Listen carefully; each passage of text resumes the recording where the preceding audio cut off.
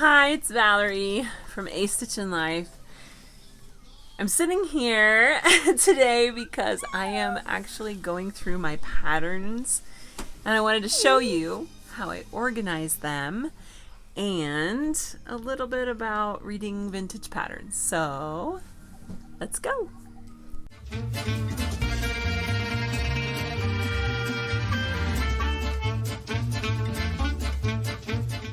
So if you're new here, hi, my name is Valerie, and this channel is called A Stitch in Life. I teach all about upcycling, sewing, pattern making, draping, in hopes to inspire others to learn these valuable skills and also pass them on to others. So make sure to subscribe and ring the bell. I post videos once a week. So I have an extensive collection of these vintage patterns. I do have some modern patterns as well, but I really love using vintage patterns. In upcycling, I don't always use patterns. I just go with what I make from draping on the form or just putting stuff together. I do have vintage patterns that I've collected over the years, either from thrift stores or people have given them to me, or even antique stores have them. I have Butterick, Simplicity, Vogue, all the different, brands of vintage patterns. But recently, I just bought all of these bags. This one you can see is the bag is a little bit big for the pattern, but then the more modern patterns fit in it better. This is from the 80s. Patterns can vary in all different sizes. I even have some patterns from the 50s. I have a pattern actually from the 1920s and then all the way up into modern times. Mainly what I have is from the 60s and the 40s, 50s category, because that's what I love to make. And I have made a lot of these dresses and whatnot in my style, which is like really funky prints, really bright colors, but like have this 40s, 50s house dress kind of pattern that goes with it. House dress just meaning a very simple 40s or 50s dress with really cute pockets and maybe a tie in the back, not a formal thing. But then I have them categorized to like skirts and pants. Here's another skirt, dresses, pajamas. I put them all in a file folder. This is really cute, isn't it? It's a 40s, 50s, probably more 50s style house dress. This is what I mean by that. And then I have a file folder cabinet. I have two metal file folder cabinets that I put them in and then put them in categories so I can find a skirt pattern if I'm looking for it, find a dress pattern, a kid's pattern, pajamas, maternity. I have it all, even though maternity was something I used to make for clients because a lot of people like to have like that 50s style in maternity, which is cute. And I have found patterns and made stuff for other people. So sometimes I find the vintage patterns easier to read. It seems like the more modern patterns might give you like all of the information, and the vintage patterns gives you just enough that that's all you need. I get really overwhelmed when there's too much information. Even though, they're just trying to be helpful, sometimes it's just too much. When you are reading a pattern, so I have this pattern, this is from the 70s, very cute skirt pattern. And there's one thing here, if you're looking at this, you're like, oh, it's shirt and a skirt. But then you look on the back and it tells you exactly what it is. It's actually just a skirt pattern. They're just modeling it. Of course, they're going to wear shirts. So that's what that is. And then here, actually, this one is helpful. It doesn't have a size. It has a measurement on it. So it says waist size, 27, that's inches, hip, 38 inches. When you are looking at patterns, you don't want to go by whatever the size says because sizes can change. Sizes do not mean like the sizes that you buy in the store at all. It's just the pattern size. So that's different. Well, like this one here says size 12, but it does say the bust 34. See what I mean? It's not, that's not a size 12. bust 34. So you want to go only by the measurements. And once you know, just like any kind of brand, once you know what size you are, then that's your size. They do change over time. So vintage patterns are going to be different than modern patterns. So I would just say always look at the measurements. Know your measurements, have them written down someplace in your phone, on a piece of paper, in your bag, whatever. Then you can look on the back and it'll give you like this whole row of sizes. And it's like size and waist, 23, 24, 27, 29. So if the measurements, like if your waist is 29, but your hip is 38, and the measurement that they give you for this size is hip 40, buy that one. You want to always go bigger on the sizes and not smaller. If there's one measurement on there that's not your size, like it's too small, like the bust is my size, the hip is my size, but the waist is not, go one more size bigger. Or if it's just off by a hair, then you can buy that one and just know you're going to let out the waist a little bit. So, because it's easier to take it in than to let it out, because you also have to take into account how much seam allowance they give you. Start with bigger and take it in is easier to do. And then what it tells you too, which is really cool, which is really helpful, is the suggested fabrics that you can use with this pattern. And they give that to you because they're telling you the skirt looks like this. So you want it to have this kind of feel and look. If it's silk or something, it's not going to hang like this. It's going to be really drapey and not have this kind of a bell effect. So they give you the suggested fabrics if you want this look.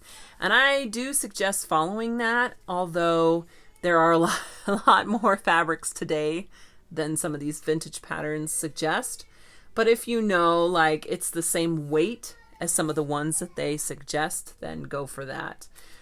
Also, they tell you the notions. That means like if you do lace, he even tells you thread, well, duh. Hook and eye, buttons, a belt, buckle, if it has a belt, this one does, it looks like. All of the things, extra things that you need with this as well. So I love that. Also tells you like how much fabric to buy. And now the width of the fabric is 43 to 45 inches. So it's a lot bigger, and you could probably fit more pattern pieces on a bigger width of fabric. So just keep that in mind. You can always just buy exactly what it tells you to buy, and then have a little bit extra, that's not a bad thing. You can always do something else with that fabric, especially if you're just buying sheets or something from the thrift store. If you're buying fabric from the thrift store, you can piece pieces together. It works out that way as well. So you can also see on the back on this one, it says copyright 1971. So I know exactly when this pattern was made, which is really cool. If you're buying vintage patterns from the thrift store, just know that there might not be all the pieces in here. If you pull out this little section and you know how many pieces there are available, you can just count them. So I would say if you find the vintage patterns, simplicity, of course, it is really simple. This is simplicity pattern. These are dope. Look at that. Let's see. Does it say what year this one was? 1972. Men's pants, men's trousers. Pretty cool. So the simplicity patterns really are simple, and they're good ones to buy. So are McCall's and Butterick too with the vintage. There are different brands for the older, like from the 40s. There's one called Ann Adams, I think. I really like those patterns. The Vogue patterns are more difficult. So I have a modern pattern here to show an example of one that has sizes across the top of it. So it says 6, 8, 10, 12, 14, 16, 18. That is a lot in one pattern. But again, this is just a skirt pattern. So you always want to check out the measurements. And then when you check out the measurements, like if you're buying a new pattern at the store, they have the pattern books there, and you find one you like, you find out the number of it, and then you look in the folders for that make sure you grab the one that has your size on it after you figure out your size.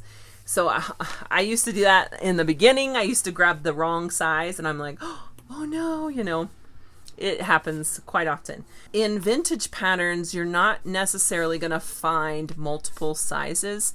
Maybe in the 60s, 70s patterns, but earlier than that, it's usually just one size. So just keep that in mind as well.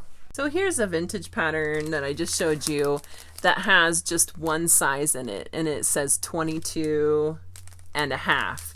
So you're like, what is 22 and a half? Is that really like the plus size 22 and a half? No, that refers to some measurement, I'm sure. So when I take it out, I'm going to look here and what it says for measurements. So this one is a little bit different. It's not on the back side or the front side, the measurement chart, but it was inside here. At first I couldn't find it, but it's right here, like in the instructions. And so it says sizes 22 and a half, which is what this is bust size 42, awesome, waist size 37, hip size 45, and it does tell you 7 inches below the natural waistline, which is basically the widest part, like where your actual hip bones are. 9 inches below is like the biggest part of your bottom, which is really the measurement that you need to know, like the biggest part of you in that section is, because that's going to determine the size. Size 22 and a half. And that's what's amazing with these patterns. These patterns are ones that people used to mail off for, I guess, and they get them in the mail, because when I find them, they're always in envelopes, like addressed to somebody. And what's great about that is, for the most part, those are plus sizes, which can be like an average size today, or, you know, an average or plus size today. So that's what I'm really excited when I find these vintage patterns. And usually these ones are at the antique stores. Also, these patterns have really great instructions with pictures and diagrams. I love that. It tells you where to clip, help it lay flat, and how it goes together step by step. And these, even though you're like, oh my gosh, that pocket looks so difficult, or oh my gosh, I don't know if I can do those gathers. Really, these are a simple pattern. They're not that difficult at all. I really highly recommend these ones. So the size of these pattern envelopes that I found on Amazon, they are 7 inches by 9 inches, and they seem to be more of the average sized pattern will fit in here. Plus, once you take out the pieces, they become bigger. So these are really good sizes. The other thing that I have to use are comic book bag and boards, you know. And that's also a good thing, especially if you have like a fatter pattern with more pieces, like this one here has a lot of pieces already taken out. It's easier to put them in the bigger bags. So what's really fun is to go through these patterns and to see what I have. And like I said, I usually upcycle, so I usually cut apart garments and sew them back together. But I also love to use these vintage patterns because the styles are so cute and the fit is really good fit too. Yeah, so I highly recommend trying it out. Usually these patterns are only a couple dollars at the thrift store or in an antique shop. I wouldn't pay more than $4 for a pattern. They're really not worth it. Plus, you don't know if they check to see if the pieces are there. Some people like to, you know, sell them for a little bit more, and it's not really worth it. You can find them pretty easily at the thrift store. So yeah, just let me know if you guys ever used vintage patterns or patterns in general. And if there's any questions that you have, please leave a comment below. I would love to answer your questions. But yeah, it was just like a little introduction to them. So make sure to subscribe. Stick around. And I'll see you guys next time. Bye.